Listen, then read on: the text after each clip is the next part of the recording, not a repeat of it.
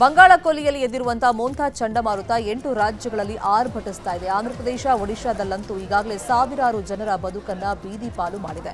ಗಂಟೆಗೆ 100ರಿಂದ 110 ಕಿಲೋಮೀಟರ್ ವೇಗದಲ್ಲಿ ಸೈಕ್ಲೋನ್ ಬೀಸ್ತಾ ಇದೆ. ಈಗಾಗಲೇ 25ಕ್ಕೂ ಹೆಚ್ಚು ಜಿಲ್ಲೆಗಳಲ್ಲಿ ಸಾಕಷ್ಟು ಅನಾಹುತವನ್ನ ಉಂಟು ಮಾಡಿದೆ. ಮಳೆಯಿಂದ ಹಲವೆಡೆ ನಾನಾ ಅವಾಂತರಗಳು ಸೃಷ್ಟಿಯಾಗಿವೆ. ಆಂಧ್ರದ ಕಾಕಿನಾಡದಲ್ಲಿ ಮುನ್ನೆಚ್ಚರಿಕೆ ಕ್ರಮವಾಗಿ 800ಕ್ಕೂ ಹೆಚ್ಚು ಜನರನ್ನ ಸ್ಥಳಾಂತರ ಮಾಡಲಾಗಿದೆ. ಆಂಧ್ರಪ್ರದೇಶದಲ್ಲಿ ಮೋಂತಾ ಚಂಡಮಾರುತ ಅಲ್ಲೋಲ ಕಲ್ಲೋಲವನ್ನ ಸೃಷ್ಟಿ ಮಾಡ್ತಾ ಇದೆ. ಕೊನಸೀಮಾ ಜಿಲ್ಲೆಯಲ್ಲಿ ಮರವೊಂದು ಮನೆ ಮೇಲೆ ಬಿದ್ದು ಒಬ್ಬ ಮಹಿಳೆ ಮೃತಪಟ್ಟಿದ್ದಾರೆ. ಇನ್ನು ಮರ ಬಿದ್ದ ಪ್ರತ್ಯೇಕ ಪ್ರಕರಣಗಳಲ್ಲಿ ಇಬ್ಬರು ಗಾಯಗೊಂಡಿದ್ದಾರೆ. ಇಬ್ಬರಿಗೂ ಸ್ಥಳೀಯ ಆಸ್ಪತ್ರೆಗಳಲ್ಲಿ ಚಿಕಿತ್ಸೆಯನ್ನ ನೀಡಲಾಗ್ತಾ ಇದೆ. ಆಂಧ್ರ ಸಿಎಂ ಚಂದ್ರಬಾಬು ನಾಯ್ಡು ಸೈಕ್ಲೋನ್ ಬಗ್ಗೆ ಕ್ಷಣ ಮಾಹಿತಿಯನ್ನ ಪಡ್ಕೊಳ್ತಾ ಇದ್ದಾರೆ. ಮೋಂತಾ ಚಂಡಮಾರುತ ಎಫೆಕ್ಟ್ನಿಂದ ಹಲವು ರಾಜ್ಯಗಳ ಶಾಲೆಗಳಿಗೆ ಇವತ್ತು ಕೂಡ ರಜೆಯನ್ನ ಘೋಷಣೆ ಮಾಡಲಾಗಿದೆ. ಆಂಧ್ರದ ಕಾಕಿನಾಡ, ಗುಂಟೂರು, ಪೂರ್ವ ಗೋದಾವರಿ, ಕಡಪ, ಎನ್ಟಿಆರ್, ಬಾಪಟ್ಲ, ಕೃಷ್ಣಾ ಜಿಲ್ಲೆಗಳಲ್ಲಿ ರಜೆ ಘೋಷಣೆ ಮಾಡಲಾಗಿದೆ. ಇನ್ನು ಒಡಿಶಾದ 9 ಜಿಲ್ಲೆಗಳಲ್ಲಿ ಇವತ್ತು ಶಾಲಾ ಕಾಲೇಜುಗಳಿಗೆ ರಜೆಯನ್ನ ಘೋಷಣೆ ಮಾಡಲಾಗಿದೆ. ಆಂಧ್ರಪ್ರದೇಶದಲ್ಲಿ ಮೋಂತಾ ಚಂಡಮಾರುತ ಎಫೆಕ್ಟ್ ಹಿನ್ನೆಲೆಯಲ್ಲಿ ನಿನ್ನೆ ರಾತ್ರಿ ಅಮರಾವತಿಯಲ್ಲಿ ಸಿಎಂ ಚಂದ್ರಬಾಬು ನಾಯ್ಡು ಅಧಿಕಾರಿಗಳ ಜೊತೆ ಸಭೆಯನ್ನ ಮಾಡಿದ್ದಾರೆ. ಮೋಂತಾ ಚಂಡಮಾರುತದ ಬಗ್ಗೆ ಎಲ್ಲರೂ ಎಚ್ಚರಿಕೆಯಿಂದ ಇರಬೇಕು ಅಂತ ಹೇಳಿ ಜಿಲ್ಲಾಧಿಕಾರಿಗಳಿಗೆ ಸೂಚನೆಯನ್ನ ಕೊಟ್ಟಿದ್ದಾರೆ. ಜೊತೆಗೆ ಹಲವಾರು ಪ್ರದೇಶಗಳನ್ನು ವರ್ಚುವಲ್ ಮೂಲಕವೇ ಪರಿಶೀಲನೆ ಮಾಡಿದ್ದಾರೆ. ಬಂಗಾಳ ಕೊಲ್ಲಿಯಲ್ಲಿ ಎದ್ದಿರುವಂತಹ ಮೋಂತಾ ಚಂಡಮಾರುತ ಆಂಧ್ರಕ್ಕೆ ಅಪ್ಪಳಿಸಿದೆ. ಮೋಂತಾ ಚಂಡಮಾರುತದಿಂದ ಆಂಧ್ರಪ್ರದೇಶ, ಒಡಿಶಾ, ತೆಲಂಗಾಣ, ದಕ್ಷಿಣ ಛತ್ತೀಸ್ಗಢದಲ್ಲಿ ಬಿರುಗಾಳಿ ಸಹಿತ ಮಳೆ ಆರ್ಭಟಿಸ್ತಾ ಇದೆ. ಮೋಂತಾ ಚಂಡಮಾರುತದ ಪರಿಣಾಮ ಕರ್ನಾಟಕದ ಮೇಲೂ ಬಿದ್ದಿದ್ದು ಈಗಾಗಲೇ ಬೆಂಗಳೂರು ಸೇರಿದಂತೆ ಅನೇಕ ಜಿಲ್ಲೆಗಳಲ್ಲಿ ಮೋಡ ಕವಿದಿದ್ದು ಮಳೆ ಆಗ್ತಾ ಇದೆ.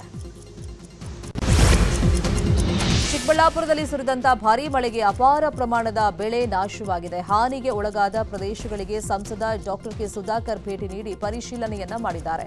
ಮಂಚೇನಹಳ್ಳಿ ತಾಲೂಕು ವ್ಯಾಪ್ತಿಯ ಜರಬಂಡಹಳ್ಳಿ, ಗೊಲ್ಲಹಳ್ಳಿ ಬಳಿ ಜಮೀನುಗಳಿಗೆ ಭೇಟಿ ನೀಡಿ ಬೆಳೆ ಹಾನಿಯನ್ನ ವೀಕ್ಷಣೆ ಮಾಡಿದರು. ನಗುವಿನ ಒಡೆಯ ಪವರ್ ಸ್ಟಾರ್ ಪುನೀತ್ ರಾಜ್ಕುಮಾರ್ ನಮ್ಮನ್ನ ಅಗಲಿ ಇಂದಿಗೆ 4 ವರ್ಷ.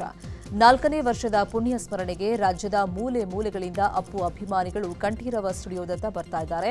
ಅಪ್ಪು ಸಮಾಧಿಯನ್ನ ಹೂಗಳಿಂದ ಸಿಂಗರಿಸಲಾಗಿದೆ. ಬೆಳಗ್ಗೆ 10 ಗಂಟೆಗೆ ರಾಜ್ಕುಮಾರ್ ಕುಟುಂಬಸ್ಥರು ಅಪ್ಪು ಸಮಾಧಿಗೆ ಬಂದು ಪೂಜೆ ಸಲ್ಲಿಸಿ ಅನ್ನದಾನವನ್ನ ಮಾಡಲಿದ್ದಾರೆ. ರೇಣುಕಾಸ್ವಾಮಿ ಕೊಲೆ ಪ್ರಕರಣದಲ್ಲಿ ದರ್ಶನ್ಗೆ ಇವತ್ತು ಬಿಗ್ ಡೇ. ಇವತ್ತು ಬೆಂಗಳೂರಿನ 57ನೇ ಸೆಷನ್ಸ್ ಕೋರ್ಟ್ನಲ್ಲಿ ಹಾಸಿಗೆ ದಿಂಬು ಭವಿಷ್ಯ ನಿರ್ಧಾರವಾಗಲಿದೆ. ಇವತ್ತೇ ಸೆಷನ್ಸ್ ಕೋರ್ಟ್ ಆದೇಶವನ್ನು ಕೊಡುತ್ತೆ. ಪರಪ್ಪನ ಅಗ್ರಹಾರ ಜೈಲಲ್ಲಿ ಸೌಲಭ್ಯ ಸರಿಯಾಗಿಲ್ಲ ಅಂತ ಈ ಹಿಂದೆ ದರ್ಶನ್ ಅರ್ಜಿಯನ್ನ ಸಲ್ಲಿಸಿದ್ರು. ಪರಿಶಿಷ್ಟ ಜಾತಿಯ ಒಳ ಮೀಸಲಾತಿ ಅನುಷ್ಠಾನಕ್ಕೆ ಎದುರಾಗಿರುವಂತಹ ಸಮಸ್ಯೆಗಳ ಬಗ್ಗೆ ಇವತ್ತು ಸಿಎಂ ಸಿದ್ದರಾಮಯ್ಯ ಮಹತ್ವದ ಸಭೆಯನ್ನ ನಡೆಸಲಿದ್ದಾರೆ.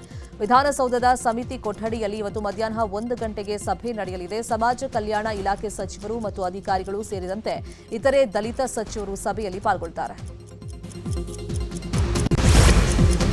ಕೋಲಾರ ಉಸ್ತುವಾರಿ ಸಚಿವ ಬೈರತಿ ಸುರೇಶ್ ಹಾಗೂ ಉನ್ನತ ಶಿಕ್ಷಣ ಸಚಿವ ಡಾಕ್ಟರ್ ಎಂಸಿ ಸುಧಾಕರ್ ಇವತ್ತು ಕೋಲಾರ ಪ್ರವಾಸವನ್ನು ಕೈಗೊಂಡಿದ್ದಾರೆ. ಸುಮಾರು 103 ಕೋಟಿ ವೆಚ್ಚದ ವಿವಿಧ ಕಾಮಗಾರಿಗಳಿಗೆ ಸಚಿವರು ಚಾಲನೆಯನ್ನ ಕೊಡಲಿದ್ದಾರೆ. ಬೆಳಗ್ಗೆ 10 ಮಂಗಸಂದ್ರ ಗ್ರಾಮದ ಉತ್ತರ ವಿಶ್ವವಿದ್ಯಾಲಯ ಕ್ಯಾಂಪಸ್ನಲ್ಲಿ ಪಿಎಂ ಉಷಾ ಯೋಜನೆ ಅಡಿಯಲ್ಲಿ ಮಹಿಳಾ ಹಾಸ್ಟೆಲ್ ನಿರ್ಮಾಣಕ್ಕೆ ಶಂಕುಸ್ಥಾಪನೆಯನ್ನ ನೆರವೇರಿಸಲಿದ್ದಾರೆ.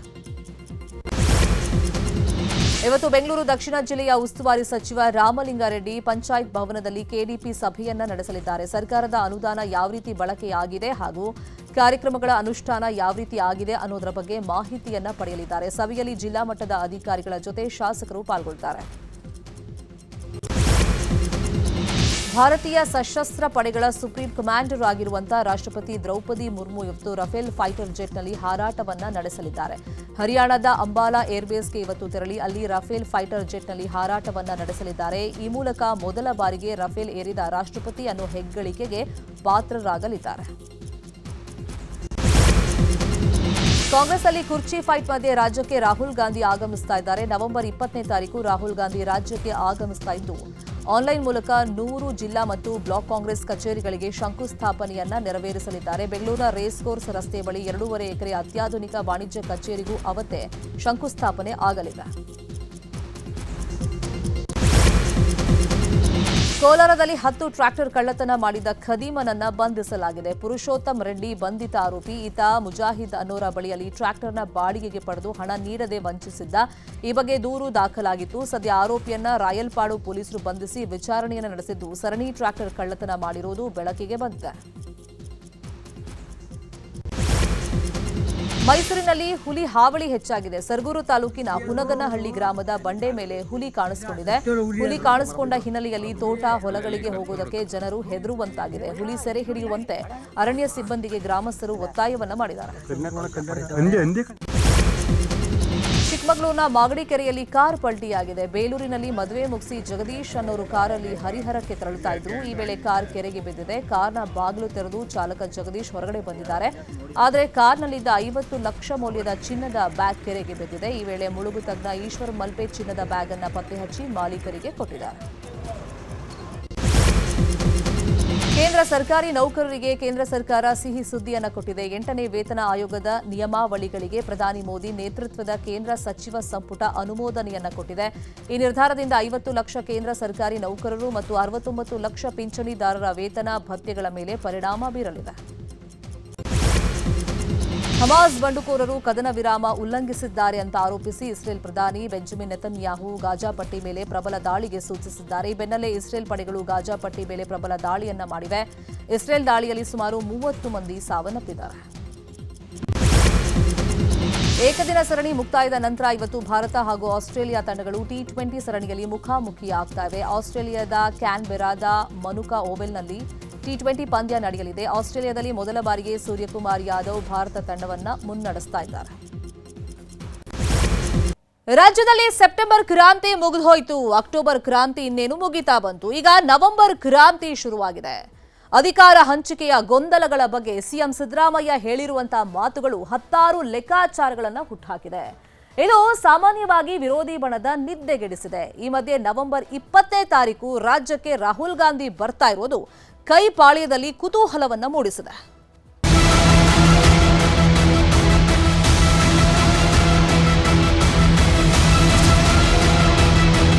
ಗ್ಯಾರಂಟಿ ಸರ್ಕಾರದಲ್ಲಿ ನವೆಂಬರ್ ಸಮೀಪಿಸುತ್ತಿದ್ದಂತೆ ಅಧಿಕಾರದ ಅರ್ಧ ಭಾಗವನ್ನ ಸಂಭ್ರಮಿಸುವ ಬದಲು ಅಧಿಕಾರ ಹಸ್ತಾಂತರ ಆಗುತ್ತೋ ಇಲ್ಲವೋ ಎಂಬ ಚರ್ಚೆಯೇ ಜೋರಾಗಿದೆ. ನ್ಯೂಸ್ 18 ಕನ್ನಡದ ರೈಸಿಂಗ್ ಕರ್ನಾಟಕ ಕಾರ್ಯಕ್ರಮದಲ್ಲಿ ತಮ್ಮ ರಾಜಕೀಯ ನಡೆ, ನಿರ್ಧಾರ, ಭವಿಷ್ಯಗಳ ಬಗ್ಗೆ ಮನಬಿಚ್ಚಿ ಮಾತನಾಡಿದ್ರು ಸಿದ್ದರಾಮಯ್ಯ. ಪೂರ್ಣಾವಧಿ ಸರ್ಕಾರದಲ್ಲಿ ಪೂರ್ಣಾವಧಿ ಸಿಎಂ ಆಗೇ ಇರುವ ಬಗ್ಗೆ ಸಿದ್ದರಾಮಯ್ಯ ವಿಶ್ವಾಸದ ಮಾತುಗಳನ್ನಾಡಿದ್ದಾರೆ. ಅಷ್ಟೇ ಚಾಣಾಕ್ಷತನದಿಂದ ಹೈಕಮಾಂಡ್ ಹೇಳಿದಂತೆಯೇ ಕೇಳುತ್ತೇನೆ ಎನ್ನುವುದನ್ನು ಸೇರಿಸಲು ಮರೆಯಲಿಲ್ಲ. ತಾವು ಕರ್ನಾಟಕದಲ್ಲಿ ಅತಿ ಹೆಚ್ಚಿನ ಅವಧಿಯವರೆಗೂ ಕೂಡ ಮುಖ್ಯಮಂತ್ರಿಯಾಗಿ ಆಡಳಿತ ನಿರ್ವಹಿಸಿದವರು ಅನ್ನುವಂತಹ ದಾಖಲೆಯ ಬಗ್ಗೆ ತಾವೇನು ಹೇಳ್ತೀರಿ? ನನಗೆ ದಾಖಲೆ ಬಗ್ಗೆ ನಂಬಿಕೆ ಇಲ್ಲ. ಎಷ್ಟು ವರ್ಷ ಅಧಿಕಾರದಲ್ಲಿ ಇರ್ತೀವಿ ಅಷ್ಟು ವರ್ಷ ಸಮಾಜಮುಖಿಯಾಗಿ ಕೆಲಸ ಮಾಡಬೇಕು. ಕರ್ನಾಟಕದ ಮುಖ್ಯಮಂತ್ರಿಯಾಗಿ 10 ವರ್ಷ ಇರ್ತೀರಿ. ಈಗ ನನಗೆ ಜನ ಆಶೀರ್ವಾದ ಮಾಡಿದ್ದಾರೆ 5 ವರ್ಷ ಇರಿ ಅಂತ. ನಾನು ಹೈಕಮಾಂಡ್ನವರು ಒಂದು ವೇಳೆ ತೀರ್ಮಾನ ತಗೊಂಡ್ರೆ, ಬೇರೆ ತೀರ್ಮಾನ ತಗೊಂಡ್ರೆ ಅದು ಮಾಡಬೇಕಾಗ್ತದೆ. ಸಚಿವ ಸಂಪುಟ ಪುನರಚನೆ ಬಗ್ಗೆಯೂ ಚರ್ಚೆಗಳು ನಡೆಯುತ್ತಿವೆ. ಗುಂಪಿಗೊಂದು ಮಾತು ಕೇಳಿಬರುತ್ತಿದೆ. ಈ ಬಗ್ಗೆಯೂ ಸಿಎಂ ಸ್ಪಷ್ಟ ಸಂದೇಶವನ್ನ ನ್ಯೂಸ್ 18 ಕನ್ನಡದ ರೈಸಿಂಗ್ ಕರ್ನಾಟಕ ಕಾರ್ಯಕ್ರಮದ ಮೂಲಕ ರವಾನಿಸಿದ್ದಾರೆ. ಸರ್ಕಾರಕ್ಕೆ ನವೆಂಬರ್ ತಿಂಗಳಲ್ಲಿ 2.5 ವರ್ಷ ತುಂಬೋದ್ರಿಂದಾಗಿ ಸಂಪುಟ ಪುನರ್ರಚನೆಯ ಬಗ್ಗೆ ಯೋಚನೆ ಮಾಡ್ತಾ ಇದ್ದೀರಾ? ಕ್ಯಾಬಿನೆಟ್ ರೀಶಫಲ್ ಬಗ್ಗೆ ಸೀರಿಯಸ್ ಆಗಿ ಪ್ಲಾನ್ ಅನ್ನ ಮಾಡಿದ್ದೀರಾ? ಯಾವ ರೀತಿಯಾಗಿ? ಹೈಕಮಾಂಡ್ನವರೇ ಈಗ ಒಂದು 3-4 ತಿಂಗಳ ಹಿಂದೆ ರೀಸಫಲ್ ಮಾಡಿ ಅಂತ ಹೇಳಿದ್ರು. ಹೊಸಬರಿಗೆಲ್ಲ ಅವಕಾಶ ಕೊಡಿ ಅಂತ ಹೇಳಿದ್ರು. ನಾನು 2.5 ವರ್ಷ ತುಂಬಲಿ, 2.5 ವರ್ಷ ತುಂಬಲಿ, ಅರ್ಧ ಸಮಯ ಆಗ್ತದೆ, ಆಮೇಲೆ ಮಾಡೋಣ ಅಂತ ಹೇಳಿದೆ. ಅದಕ್ಕೆ ಒಪ್ಕೊಂಡಿದ್ರು. ಈಗ ಹೈಕಮಾಂಡ್ನವರು ಏನು ಹೇಳ್ತಾರೆ, 2.5 ವರ್ಷ ಸಂದರ್ಭದಲ್ಲಿ ನಾನು ಭೇಟಿ ಮಾಡಿ ಕೇಳ್ತೀನಿ ಹೈಕಮಾಂಡ್ನವ್ರಿಗೆ. ಅವ್ರು ಒಪ್ಪಿಗೆ ಕೊಟ್ಟರೆ ರೀಸಫಲ್ ಮಾಡೇ ಮಾಡ್ತೀನಿ. ಇದರ ಮಧ್ಯೆಯೇ ಇಡೀ ರಾಜ್ಯ ರಾಜಕಾರಣಕ್ಕೆ ಶಾಕಿಂಗ್ ನ್ಯೂಸ್ ಕೊಟ್ಟಿದ್ದಾರೆ. 2028ರ ವಿಧಾನಸಭೆ ಚುನಾವಣೆಗೂ ಸ್ಪರ್ಧೆ ಮಾಡುವ ಸುಳಿವು ಕೊಟ್ಟಿದ್ದಾರೆ. 2028ರ ಚುನಾವಣೆಯಲ್ಲಿ ಹಾಗಾದ್ರೆ ತಾವು ಸ್ಪರ್ಧಿಸುವುದಿಲ್ಲ ಅನ್ನುವಂಥದ್ದು ಆ ತೀರ್ಮಾನ ಇವಾಗಲೂ ಕೂಡ ಇದೆಯಾ, ಅಥವಾ ಮತ್ತೆ ಪರಿಶೀಲನೆಯನ್ನ ಮಾಡುವಂತ ಸ್ಥಿತಿ ಬಂತು ಅಂದ್ರೆ ಪರಿಶೀಲನೆ ಮಾಡ್ತೀರಾ? ಎಲ್ಲ ನಮ್ಮ ಸ್ನೇಹಿತರು, ಹಿತೈಷಿಗಳು ಎಲ್ಲರೂ ಕೂಡ ನೀವು 2028 ಚುನಾವಣೆಗೆ ನಿಲ್ಲೇಬೇಕು ಅಂತೇಳಿ ಒತ್ತಾಯ ಮಾಡ್ತಾ ಇದ್ದಾರೆ. ನಾನು ಇನ್ನೂ ಕೂಡ ಅದರ ಬಗ್ಗೆ ಗಂಭೀರವಾಗಿ ತೀರ್ಮಾನ ಮಾಡಿಲ್ಲ. ಸಂಪುಟ ಪುನರಚನೆ ಮಾತುಗಳನ್ನಾಡಿರುವ ಸಿಎಂ ಸಿದ್ದರಾಮಯ್ಯನವರ ಮಾತುಗಳಿಂದ 10 ಹಲವು ಲೆಕ್ಕಾಚಾರಗಳು ಶುರುವಾಗಿವೆ. ಇದರ ನಡುವೆಯೇ ನ್ಯೂಸ್ 18 ಕನ್ನಡದ ಹೆಲ್ತ್ ಕೇರ್ ಅವಾರ್ಡ್ಸ್ ಕಾರ್ಯಕ್ರಮದಲ್ಲಿ ಭಾಗಿಯಾಗಿದ್ದ ಉಪಮುಖ್ಯಮಂತ್ರಿ ಡಿಕೆ ಶಿವಕುಮಾರ್ ತಾನು ಸಿಎಂ ಆಗೋದು ಬಿಡೋದರ ವಿಚಾರ ನನಗುಂಟು, ನನ್ನ ಸಿಎಂ ಗುಂಟು, ನನ್ನ ಪಕ್ಷಕ್ಕೆ ಉಂಟು ಎನ್ನುವ ಮೂಲಕ ಸಿಎಂ ಸ್ಥಾನದ ಬಗ್ಗೆ ಬಹಿರಂಗ ಚರ್ಚೆಯಿಂದ ದೂರ ಉಳಿಯುವ ಪ್ರಯತ್ನ ಮಾಡಿದ್ದಾರೆ. ನನ್ನ ಪೊಲಿಟಿಕಲ್ ಆರೋಗ್ಯನ ಪಬ್ಲಿಕಲ್ಲಿ ಟಿವಿಲಿ ಮಾತಾಡೋದಲ್ಲ. It is between me, my CM and my party high command. ಇಷ್ಟು ಬಿಟ್ಟರೆ ನಾನು I will not be with that, but I always live on hope.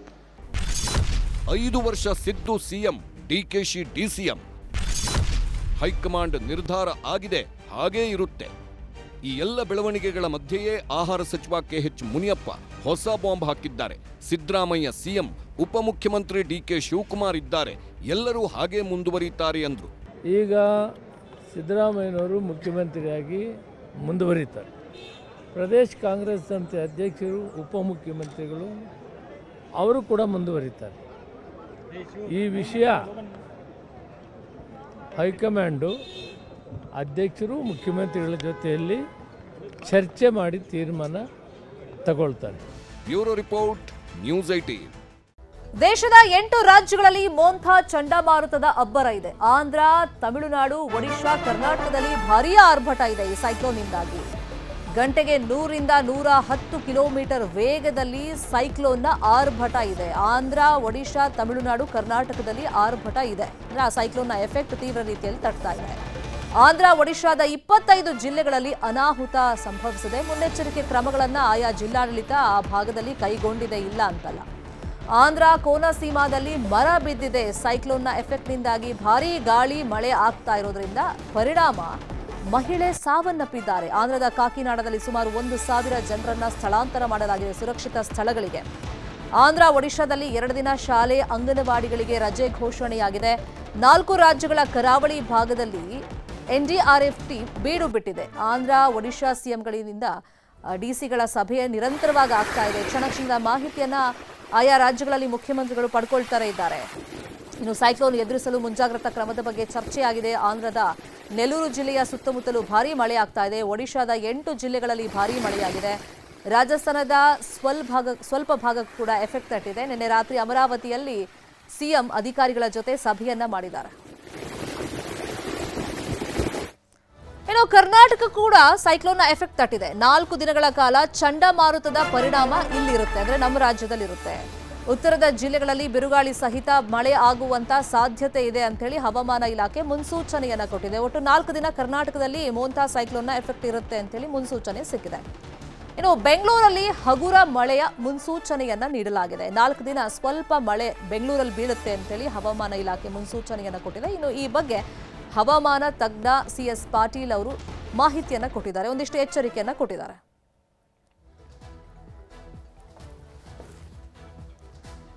Cyclone effect ಕುರಿತಂತೆ ಇನ್ನಷ್ಟು ಡೀಟೇಲ್ ಆಗಿ ಇನ್ಫಾರ್ಮೇಶನ್ ಕೊಡ್ತಾ ಹೋಗೋದಕ್ಕೆ ನೇರ ಸಂಪರ್ಕದಲ್ಲಿ ಕನೆಕ್ಟ್ ಆಗಿದ್ದಾರೆ ನಮ್ಮ ರಿಪೋರ್ಟರ್ ಆಶಿಕ್.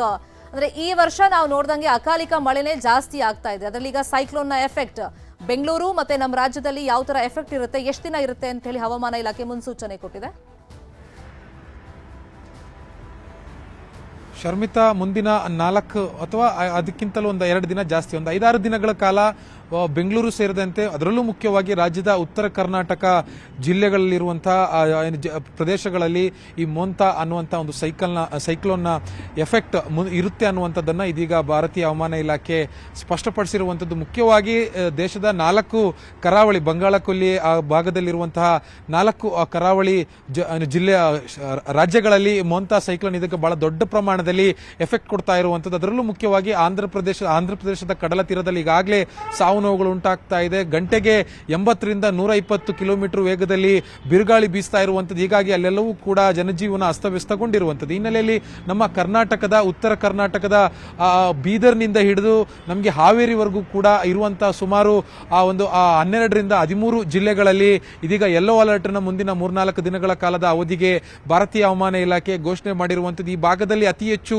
ಮಳೆ ಈ ಒಂದು ಅವಧಿಯಲ್ಲಿ ಆಗಬಹುದು ಅನ್ನುವಂಥ ಒಂದು ಮುನ್ಸೂಚನೆಯನ್ನ ಈಗಾಗಲೇ ಎಲ್ಲಾ ಜಿಲ್ಲಾಡಳಿತದ ಅಧಿಕಾರಿಗಳಿಗೆ ಕೊಟ್ಟಿರುವಂಥದ್ದು. ಮತ್ತೆ ನಮ್ಮ ಕರಾವಳಿ ಕರ್ನಾಟಕದ ಮತ್ತು ಮಧ್ಯ ಕರ್ನಾಟಕ ಮತ್ತು ದಕ್ಷಿಣ ಒಳನಾಡು ಪ್ರದೇಶದ ಜಿಲ್ಲೆಗಳಲ್ಲೂ ಕೂಡ ಸಾಧಾರಣ ರೀತಿಯಲ್ಲಿ ಮಳೆ ಆಗಬಹುದು. ನಿನ್ನೆ ಕಳೆದ 2-3 ದಿನಗಳಿಂದ ಕರಾವಳಿ ಕರ್ನಾಟಕದಲ್ಲಿ ನಿರಂತರವಾಗಿ ಮಳೆ ಆಗ್ತಾ ಇದೆ. ಇವತ್ತಿನಿಂದ ಮಳೆ ಪ್ರಮಾಣ ತಗ್ಗುತ್ತೆ. ಆದಾಗ್ಯೂ ಕೂಡ ಕೆಲವು ಸಾಧಾರಣ ಪ್ರಮಾಣದಲ್ಲಿ ಮಳೆ ಆಗುವಂತ ಸಾಧ್ಯತೆ ಇದೆ. ಇನ್ನು ಬೆಂಗಳೂರಿನಲ್ಲೂ ಕೂಡ ಈ ಸೈಕ್ಲೋನ್ ಎಫೆಕ್ಟ್ ಇರುತ್ತೆ, ಅಂದ್ರೆ ತಂಪಾದ ವಾತಾವರಣ ಇರುತ್ತೆ ಅನ್ನೋದು ಒಂದ್ ಕಡೆ. ಆದ್ರೆ ಮತ್ತೆ ಸಂಜೆಯ ಬಳಿಕ ಸಾಧಾರಣ ರೀತಿಯಲ್ಲಿ ಬೆಂಗಳೂರಿನಲ್ಲೂ ಕೂಡ ಮಳೆಯಾಗುವಂತ ಒಂದು ಮುನ್ಸೂಚನೆಯನ್ನ ಭಾರತೀಯ ಹವಾಮಾನ ಇಲಾಖೆ ಕೊಟ್ಟಿರುವಂತದ್ದು. ಒಟ್ಟಾರೆ ದೇಶದ 4 ರಾಜ್ಯದ ಕರಾವಳಿ ತೀರದಲ್ಲಿ ಈಗಾಗಲೇ ಸೈಕ್ಲೋನ್ ನಿಂದ ಆಗಬಹುದಾದಂತಹ ಅವಾಂತರಗಳಿಗೆ ಈಗಾಗಲೇ ಆಗ್ತಾ ಇರುವಂತದ್ದು. ಜೊತೆಗೆ ಇದಕ್ಕೆ ಬೇಕಾಗಿರುವಂತಹ ಮುನ್ನೆಚ್ಚರಿಕಾ ಕ್ರಮಗಳನ್ನು ಕೂಡ ತೆಗೆದುಕೊಳ್ಳೋದಕ್ಕೆ ಅಲ್ಲಿನ ಜಿಲ್ಲಾಡಳಿತಗಳು ಕೂಡ ನಿರಂತರವಾಗಿ ಸಭೆಯನ್ನ ಮಾಡ್ತಾ ಇರುವಂತದ್ದು. ರಾಷ್ಟ್ರೀಯ ಮತ್ತು ರಾಜ್ಯ ವಿಪತ್ತು ನಿರ್ವಹಣಾ ತಂಡಗಳ ಜೊತೆ ಸಭೆಯನ್ನ ನಡೆಸಿ ತೆಗೆದುಕೊಳ್ಳಬೇಕಾಗಿರುವಂತಹ ಕ್ರಮಗಳನ್ನು ತೆಗೆದುಕೊಳ್ತಾ ಇರುವಂತದ್ದು. ಜನರ ಕರಾವಳಿ ತೀರದ ಕೆಲವು ಊರುಗಳಲ್ಲಿ, ಕೆಲವು ಗ್ರಾಮಗಳಲ್ಲಿ ಇರುವಂತಹ ಜನರನ್ನು ಈಗಾಗಲೇ ಅಲ್ಲಿಂದ ಇವ್ಯಾಕ್ಯುವೇಟ್ ಮಾಡಿ ಅವರಿಗೆ ಪುನರ್ವಸತಿ ಕೂಡ ಬೇರೆ ಕಡೆಗೆ ಶಿಫ್ಟ್ ಮಾಡಿ ಬೇಕಾಗಿರುವಂತಹ ಸೌಲಭ್ಯಗಳನ್ನ ಆಂಧ್ರ ಪ್ರದೇಶದಲ್ಲಿ ಒದಗಿಸಿಕೊಟ್ಟಿರುವಂತದ್ದು. ಮುಖ್ಯವಾಗಿ ಈ ಕಡೆ ವೈಜಾಗ್ ಭಾಗದಲ್ಲಿರುವಂತಹ ಒಂದಿಷ್ಟು ಹಳ್ಳಿಗಳಲ್ಲಿ ಇದರಿಂದಾಗಿ ಸಾಕಷ್ಟು ಸಮಸ್ಯೆಗಳಾಗ್ತಾ ಇದೆ ಅನ್ನುವಂಥದ್ದು ಅಲ್ಲಿನ ಸರ್ಕಾರಗಳು ಇದೀಗ ಹೇಳ್ತಾ ಇರುವಂತದ್ದು. ಹೀಗಾಗಿ ಅದರ ಎಫೆಕ್ಟ್ ಎಲ್ಲವೂ ಕೂಡ ಕರ್ನಾಟಕದ ಮೇಲೂ ಕೂಡ ಬೀಳುತ್ತೆ, ತಮಿಳುನಾಡಿನ ಮೇಲೂ ಕೂಡ ಬೀಳುವಂತಹ ಸಾಧ್ಯತೆಗಳಿದೆ. ಮತ್ತು ಮುಖ್ಯವಾಗಿ ಆಂಧ್ರ ಮತ್ತು ಒಡಿಶಾ ಈ ಭಾಗದಲ್ಲಿ ಅತಿ ಹೆಚ್ಚು ಡ್ಯಾಮೇಜ್ಗಳಾಗುವಂತಹ ಸಾಧ್ಯತೆಗಳು ಈಗಾಗಲೇ ಆಂಧ್ರ ಪ್ರದೇಶದ ಕಡಲ ತೀರಕ್ಕೆ ಈ ಒಂದು ಮೋಂತಾ ಸೈಕ್ಲೋನ್ ಅನ್ನೋದು ಈಗಾಗಲೇ ಅಪ್ಪಳಿಸಿದೆ ಅನ್ನುವಂಥದ್ದನ್ನು ಕೂಡ ಮಾಹಿತಿಯನ್ನ ತಜ್ಞರು ಹೇಳ್ತಾ ಇರುವಂತದ್ದು. ಹೀಗಾಗಿ ಮುಂದಿನ 3-4 ದಿನಗಳ ಕಾಲ ಇದರ ಒಂದು ಎಫೆಕ್ಟ್ ನಮ್ಮ ರಾಜ್ಯದ ಮೇಲೂ ಕೂಡ ಇರುವಂತಹ ಸಾಧ್ಯತೆಯನ್ನ ಹವಾಮಾನ ಇಲಾಖೆ ತಜ್ಞರು ವ್ಯಕ್ತಪಡಿಸ್ತಾ ಇರುವಂತದ್ದು. ಶರ್ಮಿತಾ, ಥ್ಯಾಂಕ್ ಯು ಆಶಿಕ್, ಈ ಕ್ಷಣದ ಮಾಹಿತಿಯನ್ನು ಕೊಟ್ಟಿದ್ದಕ್ಕೆ.